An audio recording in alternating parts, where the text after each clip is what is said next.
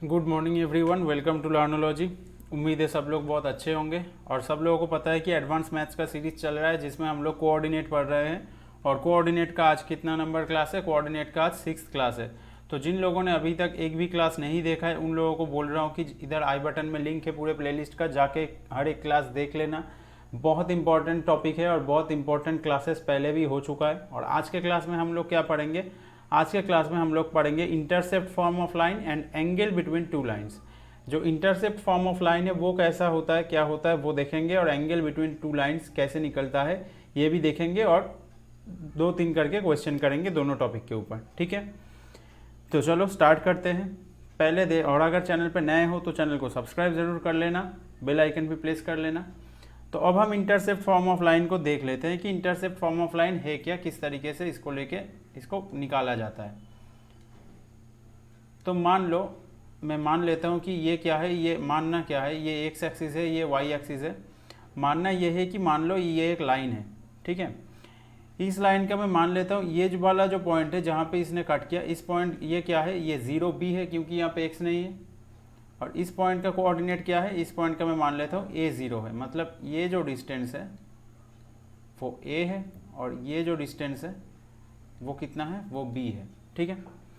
अब देखो यहाँ से अगर इस लाइन का मुझे फॉर्म निकालने के लिए बोले, लाइन का जो फॉर्म है वो कैसे निकलता है, y माइनस वाई वन, इस तरह वो फॉर्मूला से निकलता है। तो y माइनस 0 में यहाँ पे लिखूंगा और यहाँ पे b minus 0 by o 0 minus है इंटू एक्स माइनस है। ये फॉर्म कहाँ से आया ये समझने के लिए लास्ट जो क्लास है वो क्लास देख लेना। मैं फिर से यहाँ पे एक्सप्लेन नहीं करूँगा, लेकिन ठीक है मैं लिख देता हूँ एक बार फिर से फॉर्म। जो लोग नए हो उन लोगों को समझ में आ जाएगा कि कहाँ से ये आया है। तो ये जो फॉर्म है, ये जो मैं लिख रहा हूँ, ये इस फॉर्म से आया है। वो फॉर्म क्या था? y minus y one equal to y2 minus y one by x2 minus x1 into x minus x1। तो ये जो फॉर्म है यहाँ पे वैल्यू पुट करके ये मैं निकाल रहा हूँ। अभी इंटरसेप्ट फॉर्म यहाँ से ही निकलेगा, ये जनरल फार्मूला है।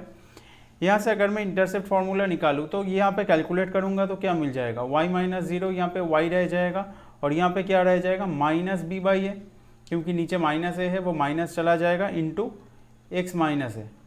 अभी यहाँ से मैं क्या बोल सकता हूँ, y इक्वल टू मैं क्या बोल सकता हूँ, यहाँ से एक काम करता हूँ, मैं b को इधर भेज देता हूँ, ठीक है? रुको, यहाँ से मैं एक काम करता हूँ कि जो b है b को मैं y के नीचे लेके आ जाता हूँ। तो मैं यहाँ से y by b equal to में क्या लिख सकता हूँ, माइनस क्या हो जाएगा, माइनस एक्स बाई ए से अभी इन दोनों को डिवाइड कर दूंगा और माइनस माइनस प्लस होके 1 हो जाएगा। क्लियर है? यहाँ से बन गया। तो यहाँ से मुझे क्या मिल रहा है कि y by b plus x by a equal to 1, ये मुझे मिल गया। तो यहाँ पे यही है intercept form of a line, यही है intercept form of a line. और यहाँ इसको मैं घुमा के भी लिख सकता हूँ कि x by a plus y by b, x को पहले लिखूँगा वाई को बाद में। यही है क्या, यही है intercept form of a line, जहाँ पे यहाँ पे ए क्या डिनोट करता है, ए डिनोट करता है length of intercept on x axis. A denote करता है length of intercept on x axis, देख सकते हो यहाँ पे एक्स एक्सिस में डिनोट कर रहा है ये। और बी क्या डिनोट करता है, बी डिनोट करता है length of intercept on Y axis. B denote करता है length of intercept in Y axis. और अगर तुम्हें लेंथ पूछे, डिस्टेंस पूछे, length of intercept between both axis, तुम्हें length of intercept between both axis पूछे, लेंथ ऑफ इंटरसेप्ट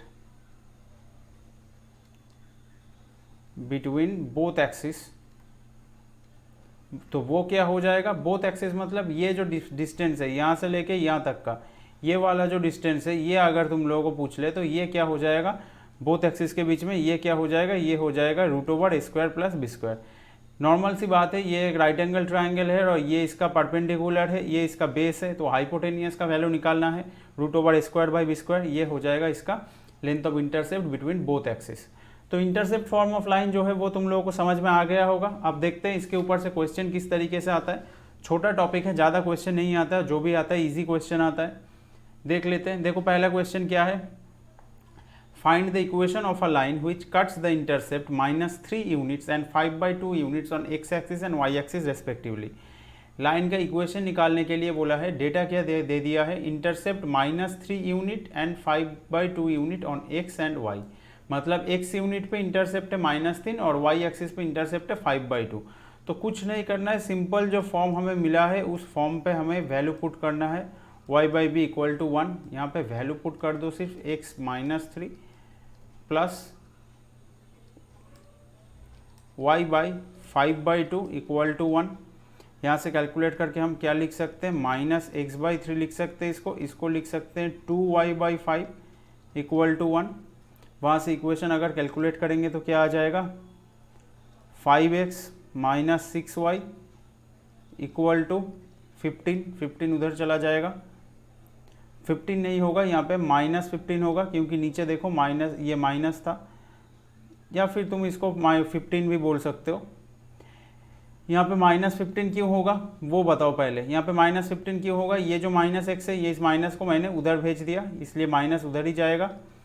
तो इक्वेशन क्या बन रहा है, इक्वेशन बन रहा है ये, या तो तुम इसको बोल सकते हो इक्वेशन 5x - 6y - 15, या तो तुम बोल सकते हो 5x - 6y + 15 = 0। ये दोनों ही हो सकता है, यहाँ पे भी छोड़ सकते हो, यहाँ पे भी छोड़ सकते हो। ऑप्शन देख के कैलकुलेशन करना कि ऑप्शन में किस तरीके से दिया हुआ है। क्लियर है। इंटरसेप्ट फॉर्म से इस तरीके से ही क्वेश्चन आता है कि तुम्हें इंटरसेप्ट बोल देगा और x एक्सिस y एक्सिस में इंटरसेप्ट क्या है वो बोल देगा, और वहाँ से तुम्हें इक्वेशन निकालने के लिए बोलेगा। यहाँ पे और एक देखो, यहाँ पे क्या क्वेश्चन बोल रहा है नेक्स्ट क्वेश्चन में, equation of a line parallel to x axis and 3 unit below the x axis is. x axis से पैरेलल बोला है, मतलब एक इक्वेशन ऑफ लाइन, एक लाइन ऐसा है जो x एक्सिस से पैरेलल है, x एक्सिस से पैरेलल ये लाइन गया है, ये मान लो x एक्सिस है, तो x एक्सिस से पैरेलल ये लाइन गया है और x एक्सिस से 3 यूनिट नीचे है। तो ये जो लेंथ है ये क्या है, ये 3 यूनिट है, 3 यूनिट है। अब देखो ये 3 यूनिट कहाँ, किसके ऊपर मेजर कर रहा हूँ मैं, y एक्सिस के ऊपर मेजर कर रहा हूँ। मतलब ये जो 3 यूनिट है, ये 3 यूनिट क्या है, इंटरसेप्ट ऑन y एक्सिस। ये जो 3 यूनिट हमें बोल दिया है, ये 3 यूनिट हमको क्या मिला, इंटरसेप्ट ऑन y एक्सिस, क्योंकि हम लोग y एक्सिस पे मूव कर रहे हैं, x एक्सिस में पैरेलल है, तो x का तो कुछ वैल्यू नहीं है यहाँ पे, तो इसके इक्वेशन क्या हो जाएगा, इसके इक्वेशन हो जाएगा सीधा सीधा y = 3, y = -3, क्योंकि नीचे बोला है तो इसलिए इसके इक्वेशन हो जाएगा सीधा सीधा y = -3। देखो कुछ नहीं था, सिंपल क्वेश्चन था, लेकिन बहुत लोग इसको देख के कंफ्यूज हो जाएंगे या फिर छोड़ के आ जाएंगे या फिर कुछ गलत मार्क कर देंगे। कोऑर्डिनेट बहुत इंपॉर्टेंट चैप्टर है, एक ना एक क्वेश्चन कोऑर्डिनेट से ज़रूर आता है, तो अच्छे से करके जाओ, जितना सारा क्लास करवा रहा हूँ एग्जाम से पहले अच्छे से करके जाओ। एक क्वेश्चन आ जाएगा, ठीक से करोगे तो 2 नंबर आगे रहोगे लोगों से, और 2 नंबर तुमको बहुत आगे भेज सकता है, बहुत सारे कैंडिडेट के आगे भेज सकता है। जो लोग इस क्वेश्चन को अटेम्प्ट नहीं करेंगे उनको 0 मिलेगा, जो गलत करेंगे उसको -0.5 मिलेगा। मतलब समझ सकते हो, 2 से लेकर 2.5 मार्क्स तुम लोग आगे जा सकते हो किसी से, बहुत लोगों से आगे जा सकते हो, तो अच्छे से करके जाओ। तो ये गया, ज़्यादा क्वेश्चन नहीं आता है। इसके बाद हम लोग क्या करेंगे, इसके बाद हम लोग एंगल बिटवीन लाइन देखेंगे, एंगल बिटवीन लाइंस देखेंगे कि लाइन के बीच में जो एंगल है उसको कैसे निकाला जाता है। ठीक है, तो यहाँ पे हम लोग क्या देखते हैं, हम लोग मान लेते हैं कि 2 लाइन है, अरे यार रुको थोड़ा ठीक से करता हूँ। तो मान लेते हैं हम लोग कि ये एक लाइन है और ये एक लाइन है, मान लेते हैं। ठीक है, तो एंगल क्या है इस वाले लाइन का, ये वाला जो एंगल है मान लेते हैं ये है θ1, और दूसरे वाले लाइन का मैं अलग अलग कलर से कर रहा हूँ ताकि ये तुम लोगों को अच्छे से समझ में आए। और दूसरे वाले लाइन का जो एंगल है वो क्या है, यहाँ से लेके यहाँ तक का एंगल क्या है, मान लेते हैं ये है θ2। और इन दोनों के बीच का एंगल क्या है, इन दोनों के बीच का जो एंगल है वो मैं अलग एक काली से लिख देता हूँ, अलग इंक से। इन लोगों के बीच का ये जो एंगल है इसको मैं मान लेता हूँ ये है अल्फ़ा। ठीक है, अब देखो क्या होगा। अब हमको ये पता है कि पहले वाले लाइन का जो θ1 है इसमें हम लोग अगर m1 कैलकुलेट करें तो m1 क्या हो जाएगा, m1 हो जाएगा tan θ1, क्योंकि इसका एंगल थीटा है। दूसरे वाले जो लाइन है उसके हिसाब से अगर हम m2 कैलकुलेट करें तो हमें क्या मिल जाएगा, tan θ2 मिल गया। अब हम लोग अगर अल्फ़ा का वैल्यू निकालें, अल्फ़ा का वैल्यू क्या है, अल्फ़ा का वैल्यू है θ2 माइनस θ1।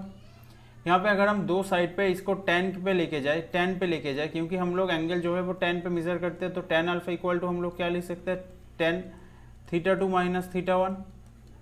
अब ये जो tan θ2 माइनस θ1 है, यहाँ पे tan a माइनस बी का अगर हम लोग फॉर्मूला पुट कर दें तो क्या आ जाएगा, tan θ2 minus tan θ1 by 1 plus tan θ2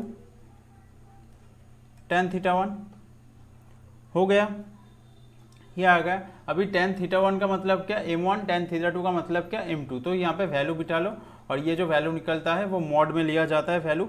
तो यहाँ पे हम लोग क्या लिखते हैं, m2 minus m1 by 1 plus m1 m2। Clear है। तो यही है angle between the lines. Angle between the lines के अगर वैल्यू पूछना चाहे तो यही हो जाएगा इसका वैल्यू। अभी देख लेते हैं कि इसके ऊपर से किस तरीके का क्वेश्चन आता है। एंगल पूछा है, इस तरीके से ही निकालना होगा, ठीक है। tan अल्फा का वैल्यू आ जाएगा, tan अल्फा का कुछ एक वैल्यू आ जाएगा, मतलब मान लो एक क्वेश्चन है, क्वेश्चन में कैलकुलेट करके आ गया ये जो m2 minus m1 by 1 m2 calculate करके आ गया √3। तो तुम्हें ये मिल जाएगा कि tan अल्फा का वैल्यू है √3। अब तुम्हें पता है कि √3 का वैल्यू है tan 60 डिग्री का वैल्यू होता है √3, तो तुम्हें अल्फा मिल गया 60 डिग्री। इस तरीके से हम लोग एंगल निकाल सकते हैं, ठीक है। इस तरीके से हम लोग एंगल निकाल सकते हैं। तो चलो क्वेश्चन में देख लेते हैं किस तरीके से क्वेश्चन को सॉल्व किया जाएगा। पहला क्वेश्चन देख लो, यहाँ पे क्या बोला है, find the angle between the lines y equal to 2x plus 5 and y equal to minus 3x by 2। तो यहाँ पे देखो पहला जो लाइन है y equal to 2x by 5, यहाँ से हमें m1 कितना मिल रहा है, m1 क्या होता है, x के साथ जो होता है वही वैल्यू होता है, तो m1 का वैल्यू 2 है क्योंकि y के साथ कुछ नहीं है। और यहाँ से हमें m2 का वैल्यू क्या मिल रहा है, m2 का वैल्यू मिल रहा है -3। क्लियर है। यहाँ पे भी y के साथ कुछ कोएफिशिएंट नहीं है तो उधर ले जाने की बात नहीं है। m1 और m2 का वैल्यू हमें मिल गया। अब एंगल निकालने के लिए बोला है तो हम क्या करेंगे, m2 minus m1 by 1 plus m1 m2 करेंगे तो क्या आ जाएगा, m2 -3 -2 बाई 1 प्लस 6 हो जाता है, ये 1 -6 होगा, सॉरी यहाँ पे एक माइनस वैल्यू है तो 1 -6 हो जाएगा, मॉड के अंदर है वैल्यू। तो यहाँ पे क्या आ रहा है, ऊपर भी -5 आ रहा है, नीचे भी -5 आ रहा है, तो कट के ये बाहर कितना आ रहा है 1। तो हमें इसका वैल्यू मिला 1, मतलब हम लोग क्या बोल सकते हैं कि tan अल्फा का वैल्यू हमें क्या मिला, 1 मिला। तो यहाँ से हम लोग क्या बोल सकते हैं कि tan अल्फा 1 कब होता है, जब 1 कब होता है tan का वैल्यू, जब tan 45 होता है तभी जाके 1 होता है। तो यहाँ से हम क्या बोल सकते हैं कि अल्फा का वैल्यू क्या है, 45 डिग्री है। इसका मतलब दो लाइन अगर ऐसे होगा तो इन दोनों के बीच में जो एंगल है वो 45 डिग्री का होगा। क्लियर है। क्लियर है किस तरीके से इस फॉर्मूले को यूज़ करके हम इसको निकाल सकते हैं। देखो कोऑर्डिनेट में ये सब तुम लोगों को ये सब फॉर्मूला जो है याद रखना चाहिए, याद रखना पड़ेगा तभी जाके क्वेश्चन सॉल्व होगा। लेकिन बहुत लोगों को दिक्कत होता है फॉर्मूला याद रखने में, मुझे खुद दिक्कत होता है, फॉर्मूला याद नहीं रहता था मुझे, इसलिए मैं हर एक फॉर्मूला का जो कॉन्सेप्ट है, फॉर्मूला कहाँ से आया है ये मुझे पता है। तो इसी तरीके से पढ़ने की कोशिश करो कि फॉर्मूला कैसे डिराइव हुआ है, आया है कहाँ से, क्या कॉन्सेप्ट है इसके पीछे, इसको पकड़ने की कोशिश करो। तब जाके क्या होगा कि फॉर्मूला तुम लोग भूलोगे नहीं, मतलब अगर भूल भी जाओगे कुछ तो उस कॉन्सेप्ट याद रहेगा तो कॉन्सेप्ट से उसको निकाल भी सकते हो, ठीक है। तो कभी भी प्रॉब्लम नहीं होगा। उम्मीद है क्लियर हुआ होगा। एक और क्वेश्चन करेंगे और सेशन को ख़त्म करेंगे, छोटा सा सेशन है। If the lines 2y plus 4x plus 5 0 and y equal to 2 plus ax are parallel, find the value of a।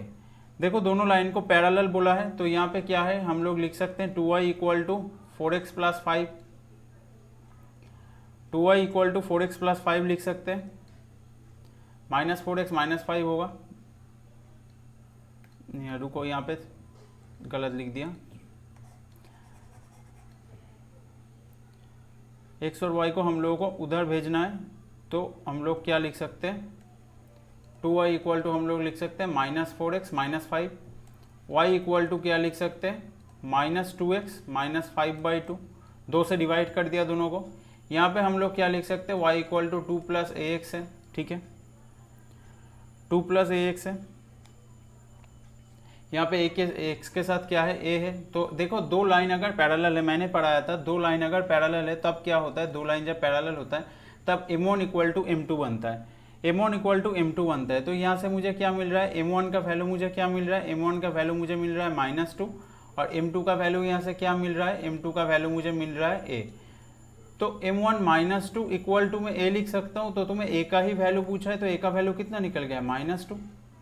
ये वाला m1 और m1 इक्वल टू m2 होता है पैरेलल कंडीशन में, जब लाइंस पैरेलल होते हैं तब m1 m2 होता है। ये सब मैं लास्ट सेशन में करा चुका हूँ, नहीं लास्ट सेशन में मैंने क्वेश्चन डिस्कस किया था, क्लास 4 में मैं ये करा चुका हूँ। कोऑर्डिनेट का जो क्लास 4 है, क्लास 4 में देख लेना, ये जो पैरेलल वाला सिचुएशन है ये सब मैं उस क्लास में करा चुका हूँ। हर एक वीडियो जो है कोऑर्डिनेट का अच्छे से देख लेना, तुम लोगों को अच्छे से क्लियर हो जाएगा। एक एक वीडियो देखना अच्छे से, बहुत अच्छे से, एकदम बेसिक से मैंने स्टार्ट किया था कि एक्सिस क्या है, एब्सिसा क्या है, ऑर्डिनेट क्या है, इस तरीके से स्टार्ट किया था। तो अभी जाके बहुत सारा कुछ हो गया है, इसलिए अभी तो जो लोग यहाँ पे देख रहे हो तुम लोगों को लगेगा कि ये थोड़ा एडवांस लेवल है, लेकिन नहीं, बहुत बेसिक से स्टार्ट किया है। वहाँ से देखते हुए आना तो सब कुछ बहुत ईजिली समझ में आ जाएगा। तो चलो आज का जो सेशन है वो यहीं पर ख़त्म करते हैं। उम्मीद है तुम लोगों को बहुत अच्छा लगा होगा सेशन। अच्छा लगा है तो एक लाइक करते हुए जाना और दोस्तों में शेयर भी करना, नए हो तो सब्सक्राइब भी कर लेना। मिलते हैं नेक्स्ट लेसन में, तब उससे पहले जितना सारा कोऑर्डिनेट का वीडियो है देख ज़रूर लेना, ठीक है। तो चलो चलते हैं, thank you and bye bye.